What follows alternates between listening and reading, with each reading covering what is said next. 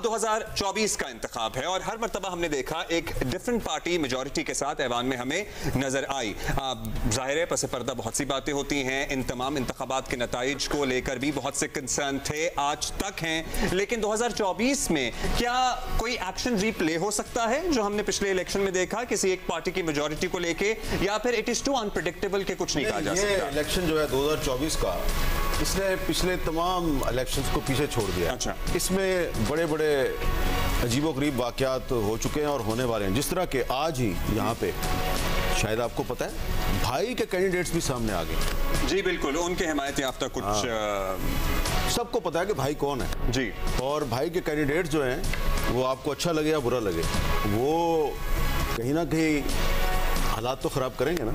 क्या वो एमकेएम पाकिस्तान के वोट बैंक पे फर्क डालते हैं और दीगर सियासी जमातों के लिए क्या होता है? लेकिन इसमें एक और चीज मैं कहना चाह रहा हूँ, ये जो इलेक्शन है ना, इस इलेक्शन में जो एक बड़ी नेगेटिव चीज है जिसको हमें डिस्करेज करने की जरूरत है वो है वोट फरोशी। इस इलेक्शन में हमने ये देखा है कि जो वोट है वो खरीदे जा रहे हैं बल्क में, और ये जो है इसका इलेक्शन कमीशन ऑफ पाकिस्तान को नोटिस लेना चाहिए, क्योंकि अगर आप लोगों को शायद इसमें पता भी नहीं है, आम वोटर को वो ये समझता है कि चलो मैंने अगर 5,000 में अपना वोट बेच दिया है तो चले मेरे बच्चों को 3-4 वक्त का खाना मिल जाएगा। लेकिन ये वोट बेचना जो है ये दरअसल अपने आप को बेचने के मुतरादिफ है, अपने ज़मीर को बेचने के मुतरादिफ है। और इसमें कैंडिडेट्स जो हैं मुख्तलिफ पार्टीज़ के, वो जो मुकद्दस किताबें हैं उस पर ओथ भी ले रहे हैं, यानी कि एक तो आप गलत काम करवा रहे हैं उसमें फिर बीच में आप मजहब का इस्तेमाल कर रहे हैं। That is Indeed tragic. Shahzeb साहब, व्हाट डू यू थिंक? अभी हमने पिछले इंतखाबात के नताइज भी देखे, जो तस्वीरें थी वो सामने आई, 8 फिर 13 और फिर 18 और 24।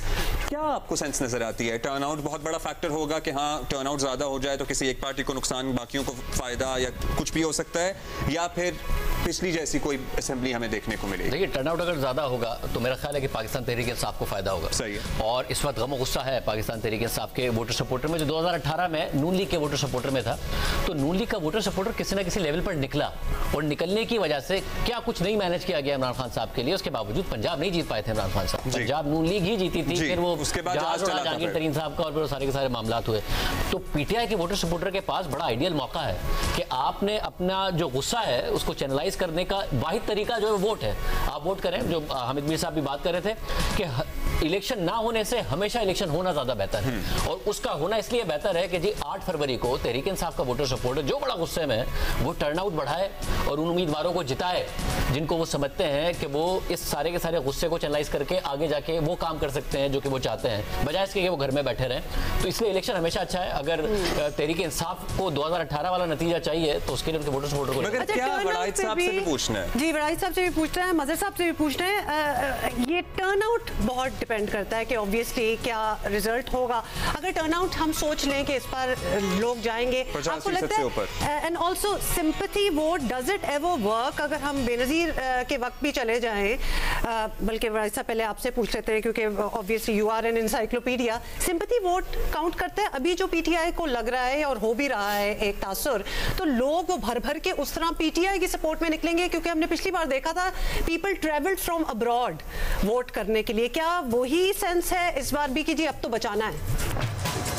देखिए, ये तो हतमी तौर पर पोलिंग डे पे ही पता चलेगा, लेकिन ये अंदाज़ा ज़रूर है कि अगर रूटीन की वोटिंग हुई, यानी 40 से 50% के दरमियान अगर वोट पड़े, तो इसका मतलब है कि रूटीन की वोटिंग हुई। जी बिल्कुल। लेकिन अगर 50 से 60 तक या उससे भी कुछ ऊपर चला गया तो इट मीन्स कि लोग गैर मामूली तादाद में निकल आए हैं, और इसका बिल्कुल मतलब ये होगा कि पीटीआई का वोटर जो है वो निकला। सर, असेंबली की अभी जो तस्वीर ऐवान की हमने इस मल्टीमीडिया वॉल पे देखी थी, जुनैद ने हमें सारा दिखाया था, इस मरतबा तस्वीर आपको 2013 जैसी नजर आ रही है, 2008 जैसी नजर आ रही है, 2018 जैसी नजर आ रही है? देखें, दो है ना बातें।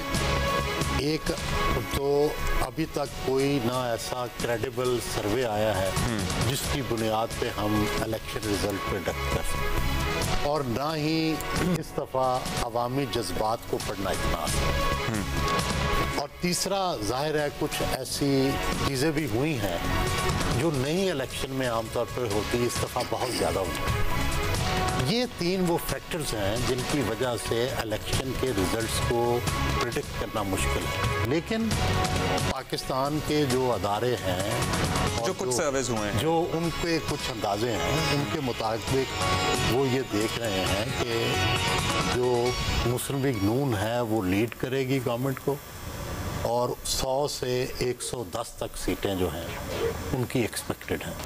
अच्छा जी। और लेकिन देखें ये सारे हैं ifs and buts. Ifs and buts, ifs and buts ये हैं कि क्या अगर पीटीआई का वही वोट 60% वाला निकल आया तो फिर ये अंदाजा बिल्कुल गलत साबित हो जाए। इंटेलिजेंट गेसेस की बात हो रही है। इसी तरह एक इंटरेस्टिंग चीज है, मुझे जरा ये कंप्लीट कर। इसी तरह उनका अंदाजा है कि 50 से 60 सीटें पीपल्स पार्टी ले, क्योंकि वो अंदरूनी सिंध में उनके मद्दे मुकाबल कोई भी ताकत इस वक्त मौजूद नहीं। सही।